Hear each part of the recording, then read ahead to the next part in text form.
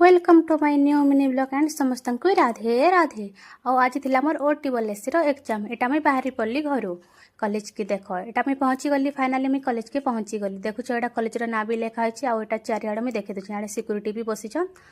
back side रे भी मुझे देखी दूसरी एटा रास्ता फ्रंट ही अच्छे रिस्गा पाखे अच्छे यहाँ बांदुपलारे भी जाइसी बोधे यहाँ से कॉलेजटा देखुच यहाँ भीतर आड़े भी यहाँ शूटिंग करना भी देखे दूचे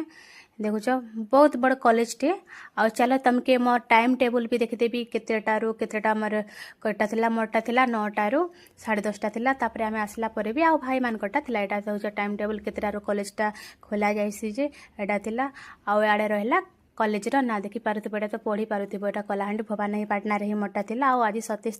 तारीख रे ही मोर एग्जाम थिला तापर देखुछ एटा मैं कॉलेज रो माने जेंटा कि एग्जामटा देली आ एटा मैं पळे आछे जेंता कि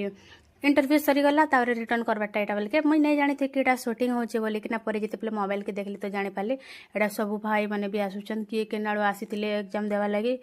देखा जाऊ एग्जाम तो देछे फिर भी केनता हबा जे मुई तो नहीं जानी भगवान कर कृपारू जहाँ जानी ताहा तो लिखीचे आ भूल है कि ठीक अच्छे से रिजल्ट आसला पर ही जना पड़वा